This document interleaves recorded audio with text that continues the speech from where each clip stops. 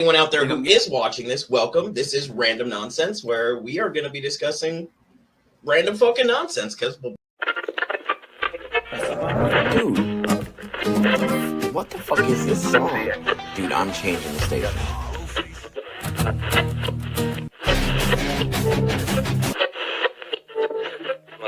I've tested the sands of All right, you want to go? I've felt the fire. You in?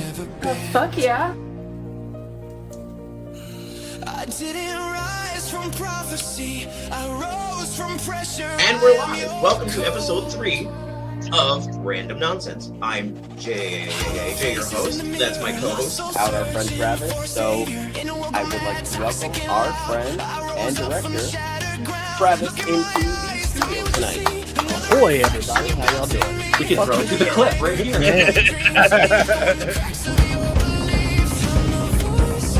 We have our special.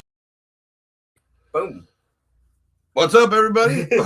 And welcome to Blood Pact Films presents Blood Pact Films Horror Movie Hour in association with Random Nonsense. I guess We're random nonsense. we're Random Nonsense. That's a denial.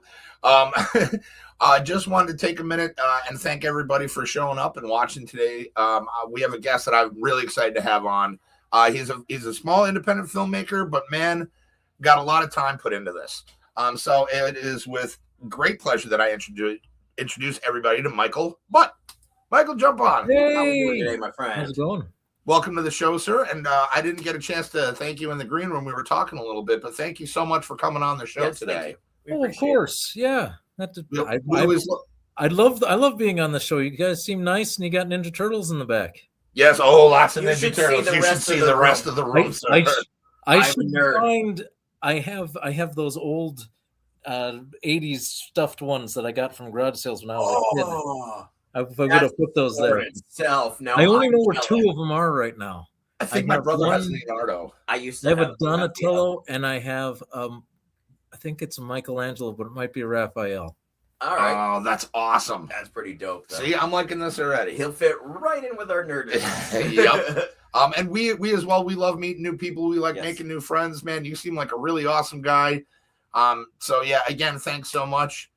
What's up, Pam? We got Jimmy and Hey, Travis in the chat. Thank you guys for showing up. And want to start a little bit, Michael, if you want to maybe tell us a little bit about yourself, what got you into filmmaking, how'd you get to where you are? Well, I started out as an actor, Okay. and I really wasn't seeing any movies that are comedic, like Dr. Strangelove, kinda. And that one got some likes on social media, the ancient social media.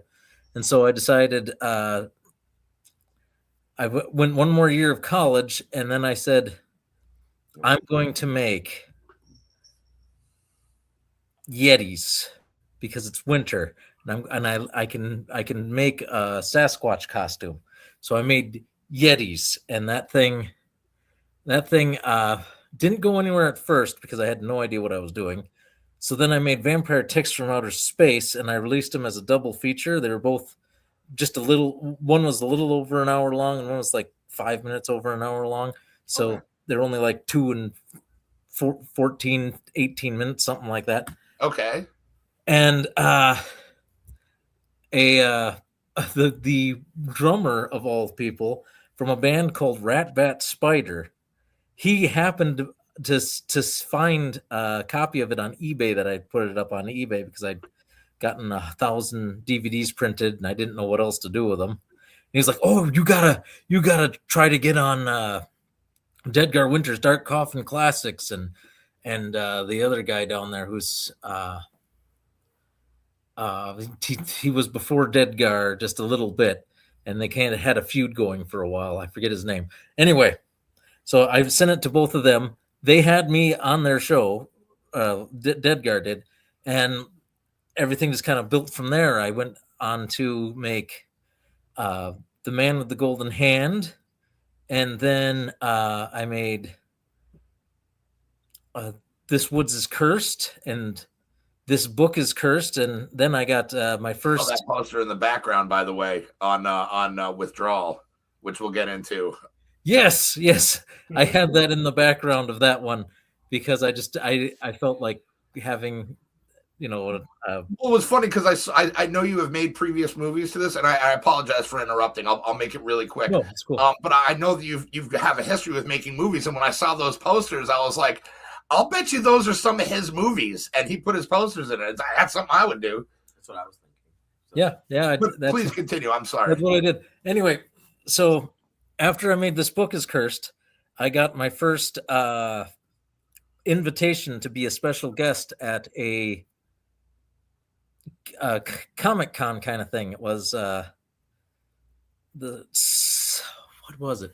Sci-Fi Con, Sci-Con, Odyssey Con. That's the one, Odyssey Con. And it was a science fiction convention in Madison, Wisconsin.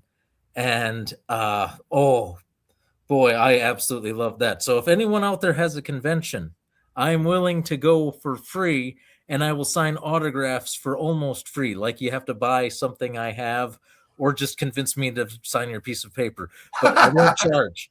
That's fair. That's awesome. That's really cool of you to like do that, dude. That is actually really cool. Yeah, I've gone to several conventions, and mostly, around the Midwest. So if you're willing to pay for shipping, aka my gasoline, I'll go pretty much anywhere in the United States. That's fair. That's actually really good to know. Yeah, absolutely. For anyone out there who wants to fill in, like, that's awesome. Yep, and I've done a couple short films and stuff for other people, but I really like my projects because that's the entire reason I got into filmmaking, was to make more of these Americana films, because Hollywood really doesn't make American films anymore. That's why one of my nicknames for, what would you call that? What's the word for that? Mantras, slogans, whatever, is I call them foreign films from Wisconsin. I like that. And it's it's interesting you say that, because the moment where it's right when withdrawal, we'll talk about withdrawal in just a minute, but when Pete starts walking through the town, that's exactly what I thought. I was like, this is a slice of Americana. Like, this could be at like any town USA. It's actually quite beautiful. You know what I mean? Yeah, it was a very wow, this is really nice. Elmwood is absolutely gorgeous. It has hills that are it's like the Great Smoky Mountains. I'm not kidding. It looks like it's right out of Lord of the Rings. So when my parents took me to the Great Smoky Mountains, I looked around, and it wasn't as good. I was not impressed with the Smoky Mountains. It was like Dumb and Dumber. Remember I thought the Rocky Mountains would be a little rockier than this. That's great. So did you ever think? Because I was going to jump right into withdrawal stuff. We can jump into withdrawal. Yeah, we can do that. No, wait, no. What were you going to say? I want to hear this. Well, that was going to be kind of what mine was going to lead into. Like, I haven't seen any of your other movies, and I am sorry, but I did watch Withdrawal last night, and the best way I can explain it, it was like an hour and a half where there was times I was confused, and times I was like, I don't know what this is, but I could not stop watching it. Like, it held my attention, and that's hard to do because I'm a very much, and I hate to admit it, I'm a YouTube death scroller. Like, I'll just scroll through YouTube for hours. So it's weird when I find something that I don't know and I've never seen before, that it will grab me. I'm like, I need to watch more of this because I need to know more of the dynamic between you and Pete. And I was like, because at first I was like, is he your brother? And then I find out he's your stepdad. And I was like, oh, this is great. Now I need to know more context to all of these things. Yeah, I have so many people who come up to me after they buy a DVD or whatever. So I'll be at one convention and buy a DVD from me because I kind of pull them in, and I kind of give them the razzle dazzle. They're like, yeah, I'll give $10 for a DVD. Why not? Yeah. Sometimes I'll even offer them for $5 just to get people in the door, because they'll come back to the convention again, and then they'll be like, that was actually good. It's like, thank you. I knew it was actually good. That's why I tried to sell it to you. I'm not just here pimping my wares. What's up, Haley? Hello, my awesome little niece. My daughter. His daughter. Hello, cookies. Yes. She always comes up with a new way to say hello when she pops into the chat. Yeah.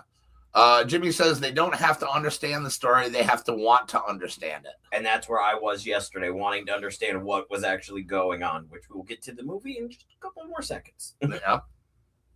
Unless you have anything else to add. No, I wanted to kind of jump right in. Go right ahead. So, okay, right off the rip, I am a huge, and I've been guilty of this. I've fallen down rabbit holes for hours, countless nights, where I will watch old commercials on YouTube. You know what I mean? And I loved the way that you started the movie with all these old, like, drug commercials, right? Mm-hmm. And they were kind of put together in a very interestingly edited way to introduce basically Rejunapril. I'm sorry, Rejunapril. And I was like, okay, that's a really cool way of, without really spoon feeding me that information, a way for me to figure out that, okay, this is going to be some sort of like catalyst for something that's going to happen. It was a very cool way to introduce the drug. And then, you shoot to, Pete driving around. He ends up at the Dollar General. I have a special place in my heart for Dollar General after I've been to Arkansas. I like Dollar General a lot, especially. I do too. You know what I mean? Like, shout out to Dollar General. Please sponsor us. We like you. We legit like you. We're not lying. Please sponsor us, Dollar General. That would be amazing. Right? That'd be some Dollar General. But I thought the actors, and again, I love recognizable faces or faces that they're not just like Joe anybody. They have a specific, like, they're not the actor face where they had they're not the like chiseled jaw else. And stuff, everybody has unique features, and it's like, and especially with not with no recognition, they are that character for all intents and purposes, which I thought was really good too. And the dynamic between Boyd and Pete, just the whole tea scene just really set the tone and was amazing. I thought it was really funny. It was like, I saw that Hobo Batman lives behind a Dollar General. It was a very neat way to show in a very small amount of time the length of not really turmoil, but like there's drama there and there's history there. You know what I mean? And you get that in like a 2-minute segment that consists mostly of awkwardly sipping tea and just awkward looking around and stuff like that with very little explanation. You know what I mean? Which I thought was a great way to do it. Mm-hmm. Well, thank you. Pete was my favorite character by the end of the movie. Not saying anything against you, because I love Boyd too, but for some reason Pete just hit me funny when he's like, "You want to go to town? You want to go to town? Town, like, you got to go to town." I was just like, "This is got to go to town." It was great. I was giggling to myself. I'm like, "Why does he always want to go to town?" And then you kind of find out afterwards why he wants to go to town so bad. Yeah. Well, you didn't figure that out right away? I did, because I don't want to spoil anything. I'm people. Okay. I'm trying to, because there's probably people in the chat who haven't seen it, so I'm trying to make it sound, which I got to get better at, because I will just. That's why I will say something. No, I just want appreciate to that. make sure you guys, but you get it. Yeah, we get it. and tying in with the retro-y feel, like the old school, like the black and white stuff, like the score of the movie was great, because I'm pretty sure that was all just royalty-free music. Yep. Yeah. I wanted to do an 80s style score. I bought a keyboard and everything, and I kind of had some stuff, but it didn't feel right, because I have some songs I wrote. I haven't really recorded them yet, but like right now my skills are I can make a tense music scene, that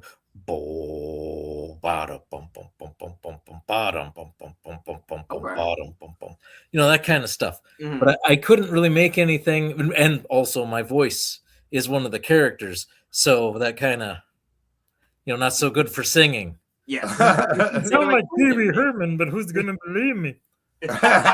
Not me.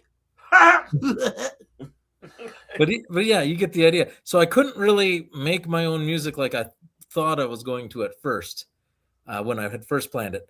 So I was like, well, I don't have any money to buy real songs, and I can't just do Rat Bat Spider, even though they love me.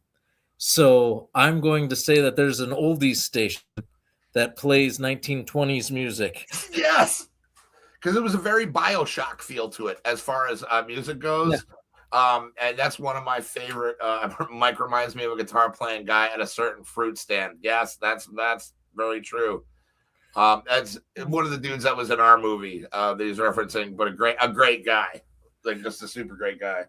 But did you catch how I'd integrate the song to what was happening in the movie? Yes, I did actually. Just me and my shadow. Oh yeah, yep.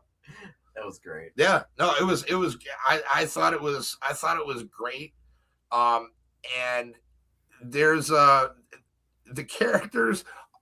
Now there's a few references in there, so I'm gonna just kind of go off and let me know if I'm right or wrong on a couple of these. All right. So Melnitz, is that a reference to Janine Melnitz from Ghostbusters? Is that where I got the name from? I'm wondering because exactly what I thought. I just went, Melnitz, are you up there? Yeah, Melnitz, are you up there? I'm coming up with my bat. It just was a funny sounding name to me. No, it was great, but yeah, so that's not outside the realm of possibility then. It might have been conscious decision, something in the back of my brain that because I spouted that off because I didn't really have a name for the character. Okay. When I started filming that, and I went, well, that Melnitz sounds great. Yeah, no, well, it was funny because I heard it and I was like, oh, if that's on purpose, that is such a deep cut that like I like this guy. Like I because I was like that. There's not a lot of people that know Janine's has a last name from Ghostbusters, but also her it was Melnitz. Yeah, I bet that's where I got it from. But no, I didn't intentionally. I was just like, what's the funniest sounding Jewish name I can think of? No, it's perfect. It was great. And then it says, I'm not going to. Sorry, I'm going to stop talking about like certain plot points. But another one was I saw. Yeah, how long? When was that released? That was 2 years ago, 1 year ago. Oh, okay. Well, yeah. All right, so it was my latest one, except for All right. I have a couple of screener samples of Kung Fu Kaiju.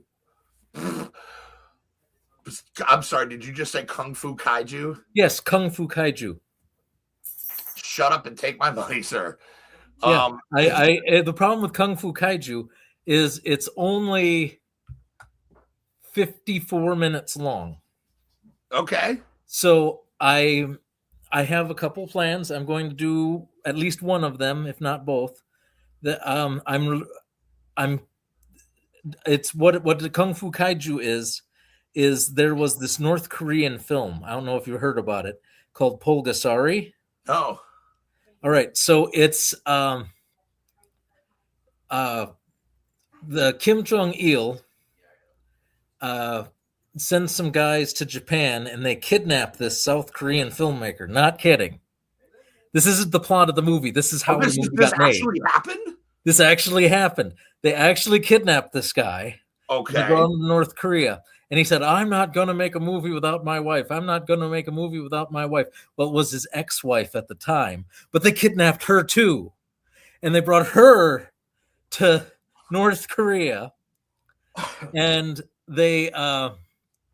So he started making movies in North Korea, and there was a couple of right. This one and Kim Jong-il, not Un. Yeah, Un was still dad. studying in Switzerland or whatever. Yeah, because he loved like Hollywood movies. Like even though they hate us, he had like his own like room. He would screen a bunch of like high like the big name Hollywood movies. That dude loved them.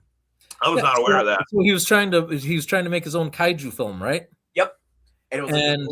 So they made this Pulgasari, and when they got a deal with Tojo Studios for distribution in Japan, but when they went to screen it at Cannes Film Festival, I don't know exactly what happened, but I think what's his name? The director guy and his wife. Yeah. They saw the American embassy there, and they're like, "Get me out of here! Get me out of here! Get me the hell out of here!"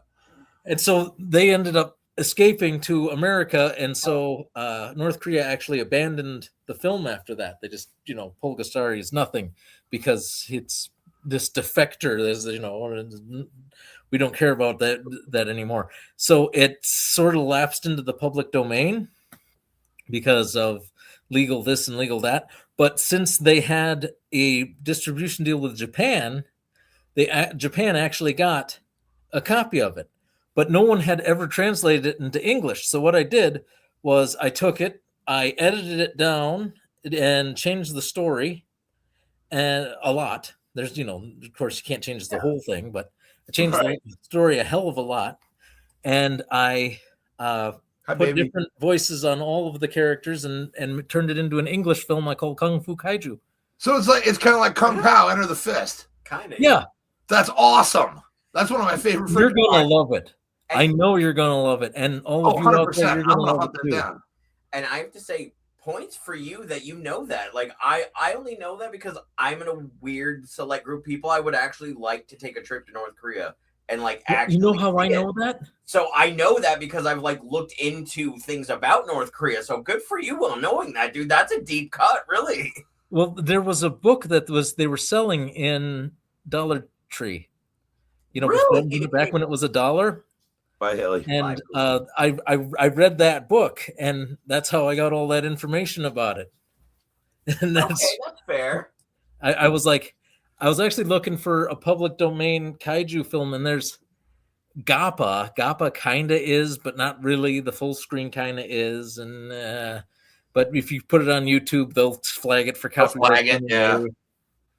And so I didn't want to do that one. I wanted to do that one at first because I wanted to do one where I could dress up and be the Raymond Burr for Godzilla for this thing. That would be cool. I wanted to so bad. The Raymond Burr as Godzilla. I love it. Well, if they put Raymond Burr in the other Godzillas, I would love them so much more. That's hilarious.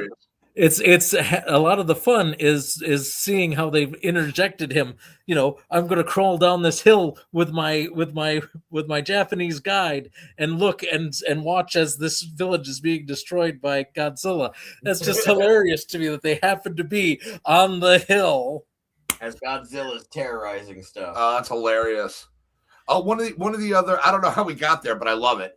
One of the other things I wanted to ask you about is along the lines of other shout outs that maybe I'm just misinterpreting or not, but the whole wait for things to blow over, that was clearly like Shaun of the Dead, right? Yep. Love That's my brother's favorite movie. I did. That was the first movie, horror comedy that I swore I was never going to watch it when it came out in theaters, right? I was like this. What? I was like, wait, hold on.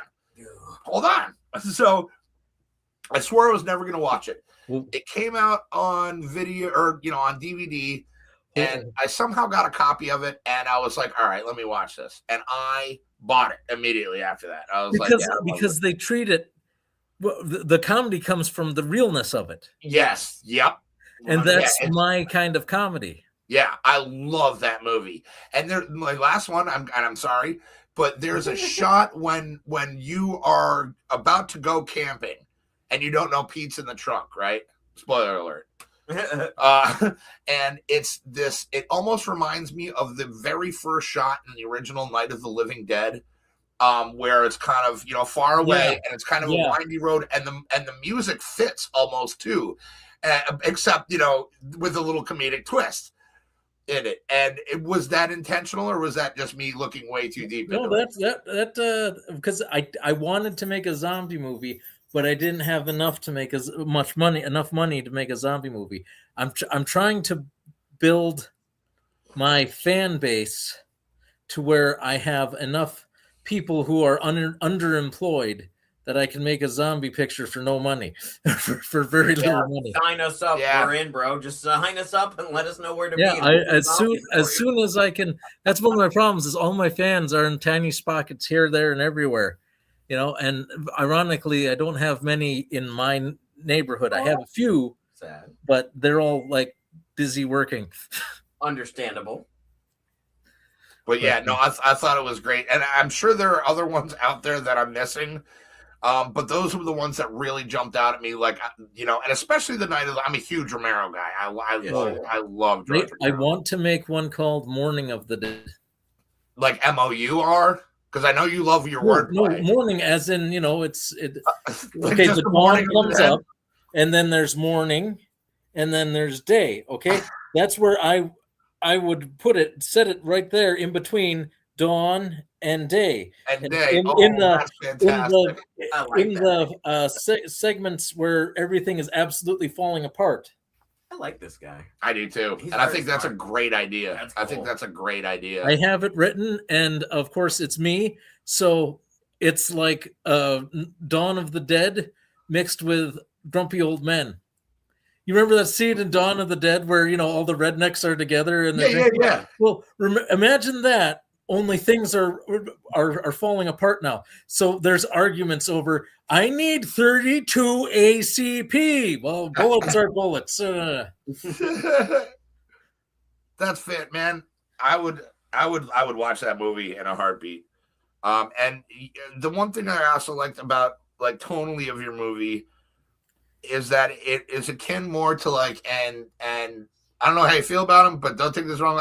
I love Trauma. It hit me as like a Trauma style film, and I love Trauma.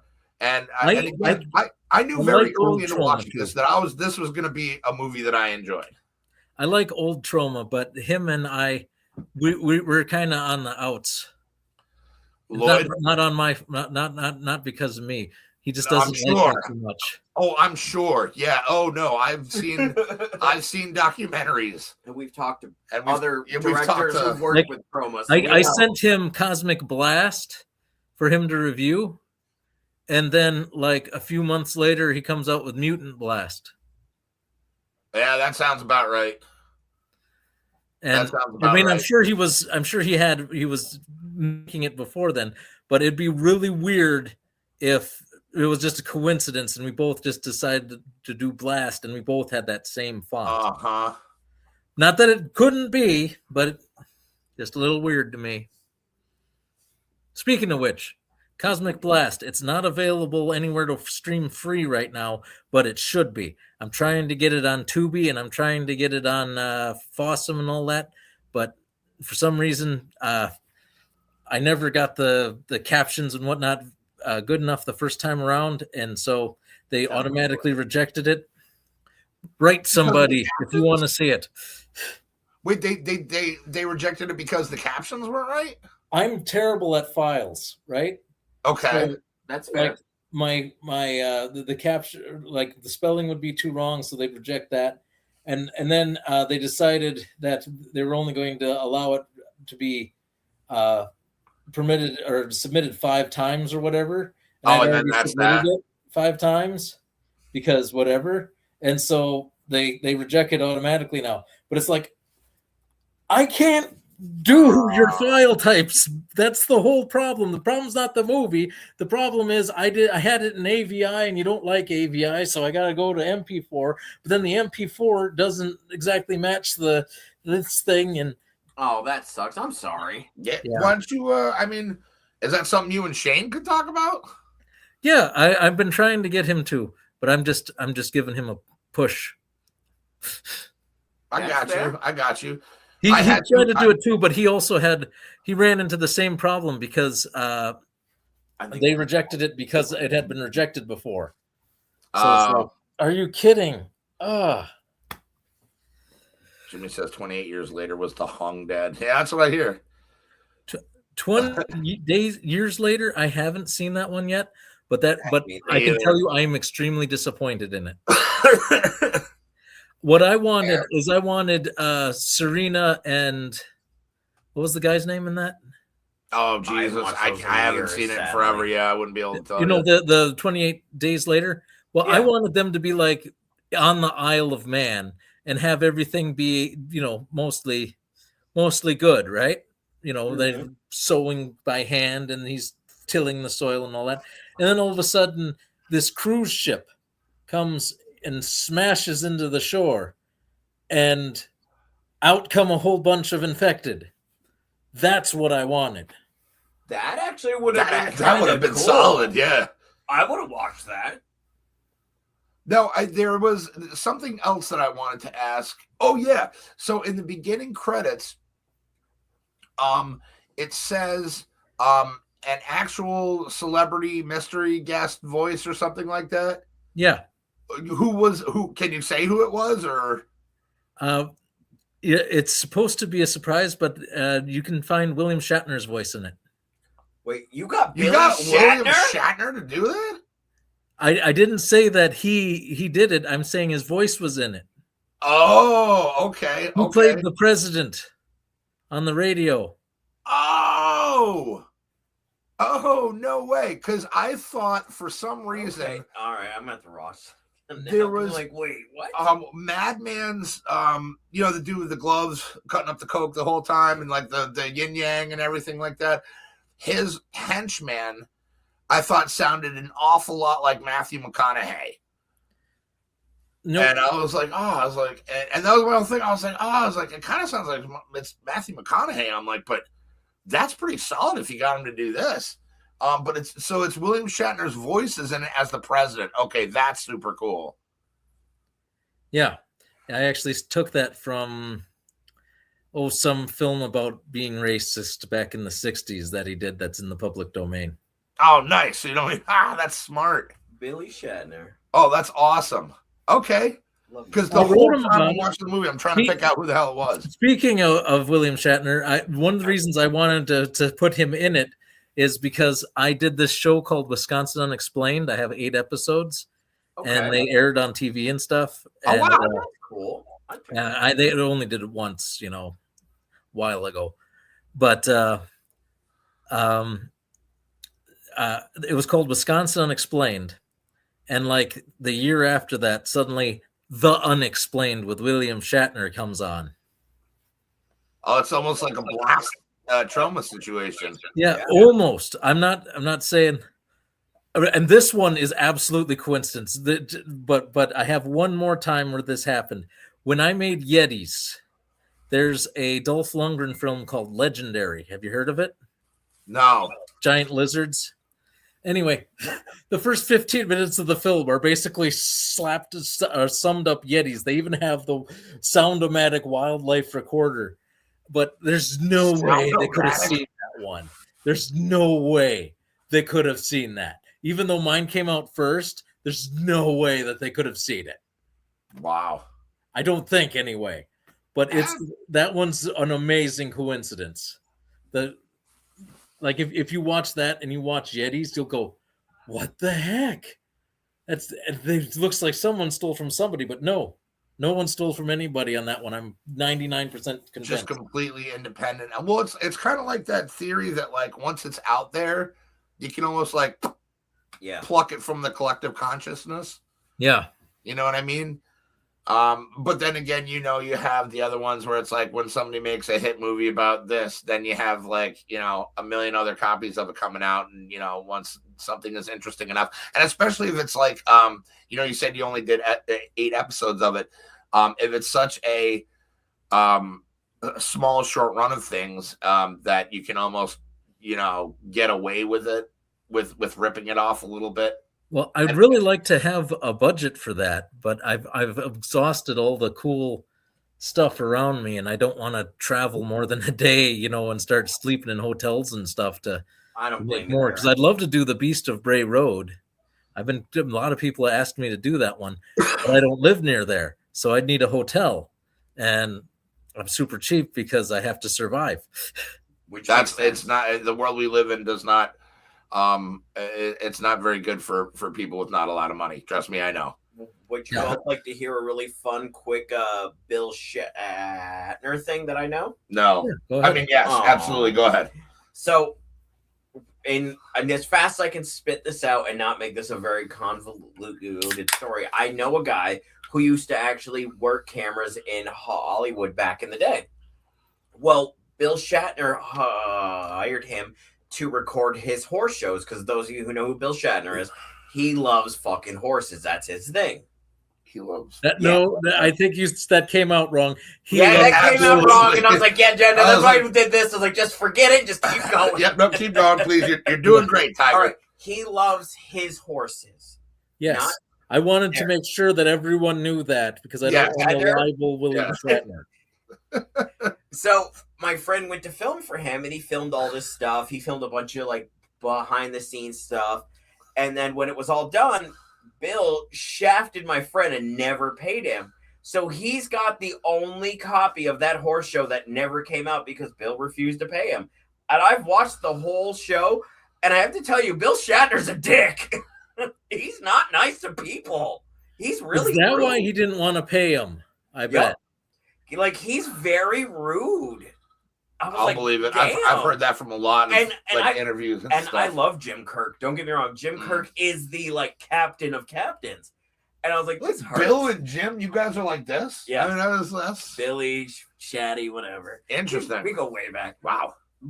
But I just think it's funny that he put that in his movie, and I had that weird little fun fact that I sit on all the time. No, that's pretty cool.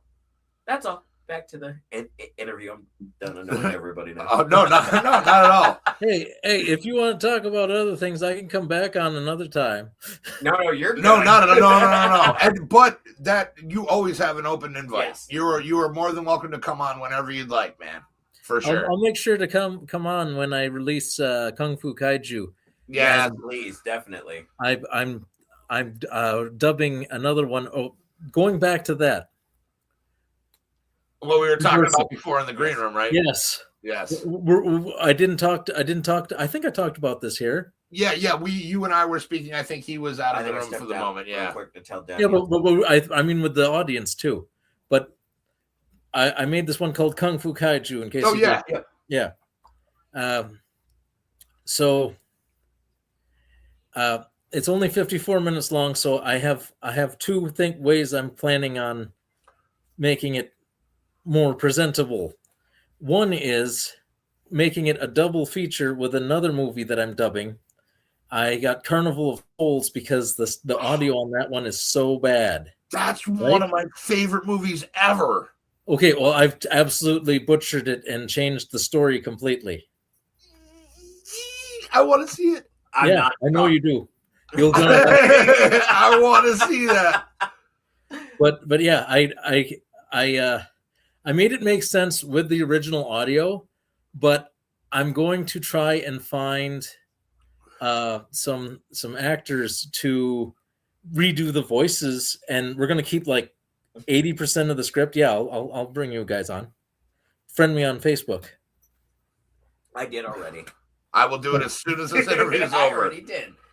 So anyway, and just a couple of lines are just gonna change. So now the story is going to be about this organist who's going to play for this church who doesn't believe in God, right? And this town that's super religious because there's an old carnival out, just outside of town that's filled with vampires. I love it. I'm in. Yeah. So, Like anything I and, can and, do. it's- and the town's just like, oh yeah, this is a great town to live in. You just don't want to go there because there's vampires there. It's vampires out in the salt flats. Santa Exactly, Yeah, no, it's funny you say, you said that was, that's public domain now? At least last time I checked. Awesome. I better check again, but I'm 99.9% certain. No, that sounds Sounds about good. right. But man, what a great and underrated movie. Yeah. Never seen it. The hardest part is going to be I've got this wonderful I got you. this wonderful friend of mine who's both an actress and a musician. I'm putting her face in the title role, and hopefully she'll be doing the organ music too. But we got to find an organ to do that. I've got plans because it's going to be awesome to have her playing the music, just like the original actress did, and then voicing the original actress over the original actress. And so I don't have a written script. What I have is this video with the original audio, and every once in a while there'll be a cut, and then you'll hear my voice trying to imitate the original actor. Just don't go up there. There's vampires. That's great. Stuff like that. You know what would be kind of funny too is if you had because you know how it shows, and I forgive me, I forget the actress's name, but the lead actress in that, when she's playing the organ, you know she's not really playing anything, and it would be kind of funny to just to have Depends it like, on which cut. Depends on which cut you watch. That's true, because there are several cuts. There's this one cut that I absolutely love, but the problem is the sound is so bad. Yeah, I think I know exactly which one you're talking about. But you can see she's playing the music. 100% she's playing the music. But then there's another cut, and I've chopped up these like 3 different cuts. Oh to yeah, make this movie, because I love this part from that one and this part from that one. So most of it is this one that's been like remastered and stuff, and it's actually, you know, looks really good and sounds pretty good, but it's shorter. But it's not much shorter. But the thing is, there's some very crucial stuff in it. Like, you don't see the car on the side of the road, and that's really important to see that she pulled over to the side of the road and is kind of stuck in her car, especially for mine. Well, I was going to say, with all the cutting of the different versions, you probably know that movie better than Herc Harvey did. You know what I mean? Possibly. And I really wish I'd known you were a fan of that movie, because I have a Carnival of Souls shirt. I would have worn it. Oh, yeah, that would have been cool. But I'm gonna have to introduce him to that movie, because it's a great atmospheric old like creepy horror movie by a guy who did nothing but like driver's ed films before it and stuff like that. Another, you know, small tiny budget. It's one of my favorite movies. Wait. You're saying he did driver's ed films? Yeah. Because the first cut I did before I changed the thing to be about a town that doesn't like vampires is I made the whole thing a dream, and then I put in a thing from another one that's saying fatigue can make a driver hallucinate, and you know, it's like it absolutely was hilarious. Yeah, no, that's great. But I said, no, I don't want this to be a half-hour PSA with the other one. I want this to feel like its own motion picture. So I'm giving it the sad ending. And don't tell anybody, but tell people to watch it. All of you who are listening. Yes. Because it'll still be good, even if, you know, it's spoiled for you. Sorry, I spoiled it. No, I don't care. I went. One of my most famous stories that I tell people when they say that is, spoilers don't work on me. Only good storyline. Well, when The Sixth Sense came out, my roommate spoiled it for me, but I went to go see it anyway, and the story and everything was so good that by the end of it, I didn't feel like I had completely forgotten and didn't care that he was dead the whole time. You know what I mean? And so it's the movie still worked even knowing the spoilers. I mean, but that's just me. It's subjective. Everybody's, unfortunately, with Old, he kind of ruined that one before he even went in. Yeah, I was not a fan of Old, but I'll tell you what. I liked Old, but I would have preferred to not know, but I did know. Yeah. What about Knock? Did you enjoy Knock at the Cabin? Not at all. Really? Oh. Interesting. Yeah, because the entire thing was about, did you know that she has 2 dads and that they're gay? And sure, there's other people and all this, but she's got 2 dads. It's like, yeah, I get it. She's got 2 dads. Get to something exciting. That's fair. That's fair. I thought it was personally, I thought it was a great way to build tension. And Dave Bautista, I mean, I feel personally crushed it in that role as Leonard. That's and again, art is subjective, man. You know what I mean? Everybody likes, some. They took I love The Room. They took a script for a Twilight Zone and then they stretched it to 2 hours, in my opinion. I feel that way about, oh God, what the hell is that movie I watched recently? But I was like, this is just a Twilight Zone episode. The phone booth or whatever the one is where there's a guy in a phone booth and Yeah, and that's the whole. It's a one set movie. It's just him in the phone with Colin. Well, imagine how good that would be in the Twilight Zone. That'd be an excellent Yeah. episode of Twilight Zone. My favorite old school television show, by the way. I have all the episodes and I have like books and man, we can talk, man. We can be friends, Michael. I like you, sir. Thank you. Thank you, man.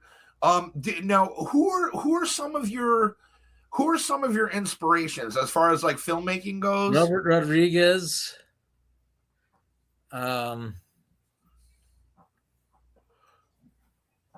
Roger Corman. Okay. Ed Wood. I've been called the second coming of Ed Wood a few times. Bro, we're man. Keep talking, man. I like that one's. I don't think that one's all that fair, but I do dip into the public domain often, so I can understand that one. I have a boxed set of Ed Wood movies. Hey, you need to let me borrow those.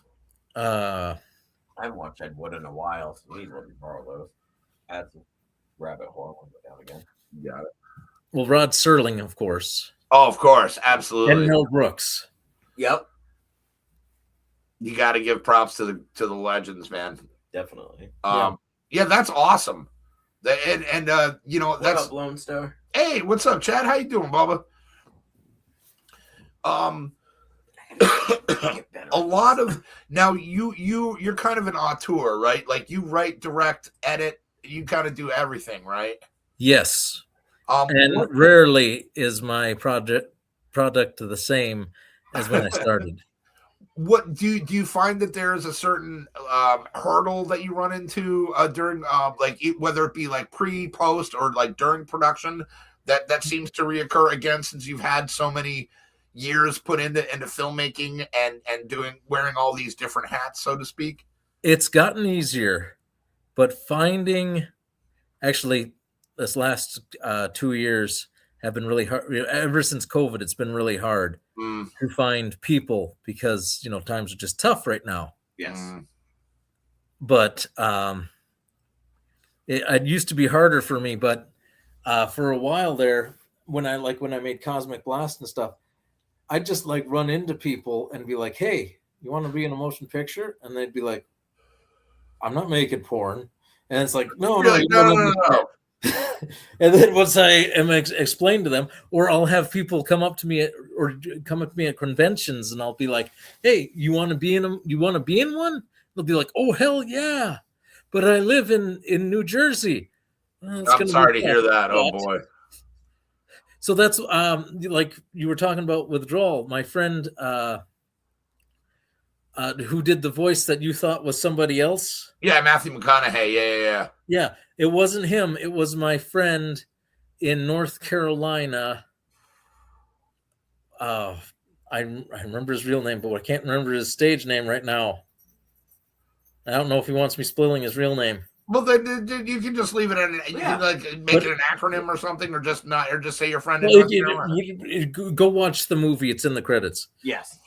Anyway, I'm just blanking on it right now. It's not Jacob. Anyway, so he's in North Carolina, so he couldn't be on set. So what I did was I used the shadow technique. Yeah. And so every scene that you see him in, you don't see him, but you hear him because he acted on his iPhone in North Carolina and sent it to me. Oh, he did it on his iPhone? I think it was. Wow. Maybe not an iPhone. But no, I mean that would track, but that's really cool. It might have been a track phone. I don't know. The point is, he had a phone.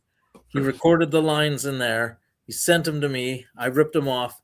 Same thing with Cosmic Blast. I have a friend named Amy Radloff, I believe, and she could not be in Cosmic Blast because of other commitments, but I got her to voice the main computer.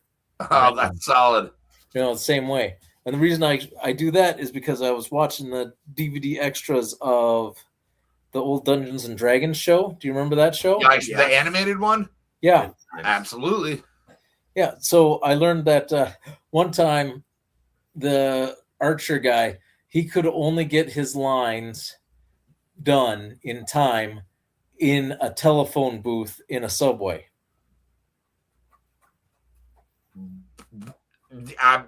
What? That's wild. You did my brain just.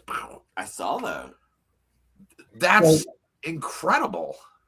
Yeah, that's what I couldn't believe that that's how. There's one episode where he had to do all of his lines in a subway on a phone booth. So I said, if they can do that, I can do a character without whatever. And the other one, Joel Thingvall, I did that artistic style for him for Man with the Golden Hand when he played the sheriff in that. So when I had him play Medman, did the same thing. That's awesome. And I love the different designs that he would draw out also, which was really funny. Because you're not, because you don't show him on camera really, you know, Madman. I think that was his name, Madman, with the gloves. Medman. Medman. I don't know why I keep saying Madman. But so Medman, he was dealing illegal medicines. Yeah, that makes sense now. What you're doing is I was going somewhere with that. You're having him do one thing, but you're not showing him, and you can use anybody in that, which is great because that kind of ties in with what you were talking about. It's like all you need is a voice, and you can make it sound good. It goes back to the old adage that less is more. Yeah. And I'll tell you, for a while there, I was mad that there were commercials on Fossum because I don't watch Fossum that often. And I found myself getting mad at the ads. You heard that because I was like, I'm sorry. But I was like, I just kind of want to get back to the movie. And like the ads just kept racking up, and which is great for me because there's a lot of times where I have watched Fossum and I'm just like, oh, thank God there's a commercial here. Thank God that I would rather be watching the commercials at this point. But you did an outstanding job. Oh, and I totally forgot to bring up one of my favorite parts was the blind kid, where when you're like, all right, you see the blue dumpster over there? He's like, no. You're just like, all right, you're gonna go past there behind the blue dumpster until you see your house. And it just clacks off with a cane. And I was like, that is so fucking funny, dude. That was actually a tiny woman. That wasn't a kid. Oh, was it? Yeah. What was it? Well, it was from behind, so I couldn't really tell. But that was like I thought it was a kid, so my apologies. But yeah. I loved just the whole interaction. I was like, this is great. And there's just so many. And that actress actually is blind. That was really? Yeah. Oh, that's really cool to know too. We almost had an accident because she took my words to heart when I told her to stop once you get to the dumpster or once you get past the dumpster. Stop. She didn't. She went on like she was for the thing, and there's a river there. Oh so no! She almost went into the river, and luckily we stopped the scene and were able to stop her before she walked into the river. Oh my God, that's crazy! And I noticed that the gentleman, I forget his name, but he was on the during the bride and the bridesmaid scene. He was the gentleman that was on top of like the tweaker, whatever it was. Yeah, the tweaker. He also played the dude who was just banging the cane against the blue dumpster. Yeah, when you're making your getaway in your car and everything like that. And I thought that for a second that maybe like there was going to be like an audible cue, like he would hear your door shut or the car start or something like that. But he never like broke and he just kept hitting it. And there's so many enjoyable, and that's what the whole movie's all about, isn't it? It's just moments and enjoying it. Well, we're down to our last almost 4 minutes of the show. So I have to ask a very important question that the way the movie ends, do you fall in love with the girl you shoot or does she shoot you back? Like, what happens there? I was like, wait, now what happens? Like, is there a sequel? Like, is there another part I have to watch? Like, what happens I do want to make a sequel to that. I don't think I will, but I would make a sequel. And what it would be Boyd and Pete and the two girls in a Mad Maxy apocalyptic, things have fallen even worse, and so all three of them are getting on Boyd's nerves the whole friggin' time. The girls don't see, at least the one doesn't have a concept that the world hasn't ended yet. Yeah, and Boyd's doing his thing, and so it would turn into a comedic version of the second season of The Walking Dead. Oh, I love it. That's fair. I like that. And they'd be constantly trying to get the last remaining Rajunipril and Rajunipril supplements for his girlfriend, who he had shot earlier in the other film, because she's still addicted. Oh, of course. What was God damn it! I just lost it. So during one of my favorite scenes with you was when, and I love that I had Boyd's headset on the side of the thing.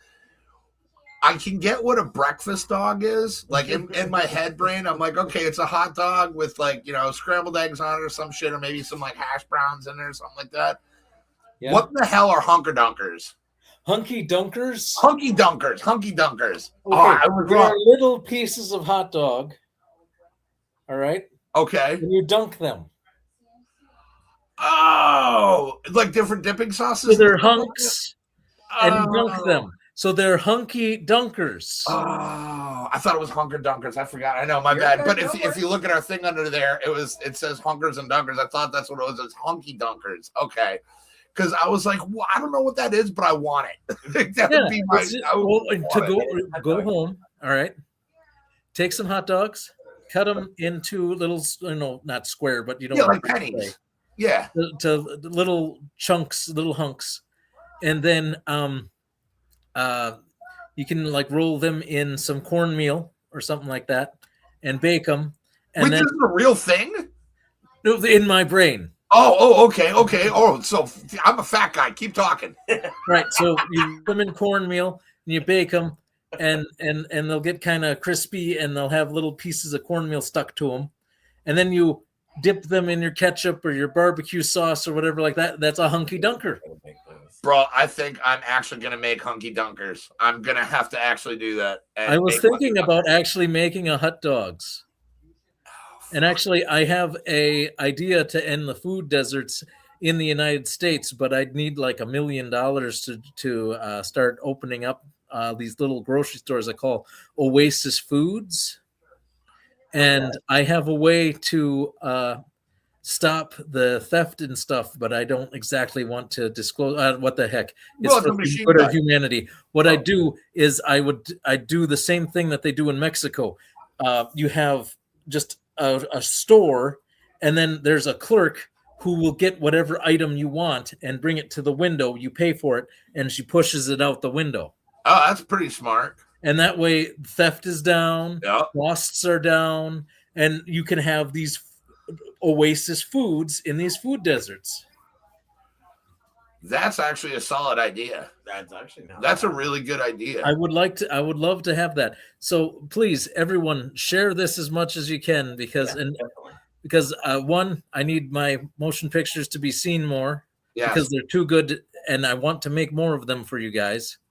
And two, that's a really good idea that could help a lot of people. So if you know some rich people, or or maybe a collective group, I could get like $1 million so I could buy a place in a downtrodden area that needs food and retrofit it into a safe little locale thing. Let me know. All right, that's fair. He's not even my. Oh no! What'd you hit, Jackie boy? He hit the trash can. He's good. All right. I think we're out of time. I think we're. There we go. Too. I think we're frozen. No. Yeah, we're frozen. He's not. We haven't. There it is. Oh, he hit the computer. No, Jackson. Well, I think it's time to end it here, and we will pick it up on another day, huh? Hello? Jackson, Am I hosting where the did show you by go? myself now? Oh, you poop. You're a poopy. And we're still live. Hold No. on. Let me jump on my phone. All Yeah. right. Why don't we end this and you could deal with whatever that is? Did we end it? Hello? I Due to still a heard dog. him. Yeah. Wait, we're almost. Hold on. You're banned. Jack. Sorry, my dog hit the computer and it messed everything up. I apologize. But you can still hear us. Yeah, I know. I think we're still live, and I'd like to end this and do this another time so that I'm not here by myself. No, you're fine. You're fine. Thank you for coming on. We'll talk to you soon, Michael. Myself. All by myself. I'm trying to fix this as quick as possible. All right. Mike, can you hear me? I can hear you. All right, brother. So thank you so much for coming on. I apologize about this. I swear to God, this doesn't happen every show, but of course it went on this one. All right, there we go. All right, we got a third person there. Yeah, I had to pull it out on my phone. I'm so sorry. The dog That's hit my okay. computer and messed up I my understand. HDMI It makes cord. for an interesting show. Right? I mean, it wouldn't be random nonsense if it wasn't randomly nonsense. But on that note, thank you so much for being here. We're going to end this tonight because now we got to figure out what I got to fix to my computer. And I have an echo. And I'm sorry, everybody. Yeah, because it's going through both your speaker and your phone at the same time, so it's playing. Yep. And you can hear it.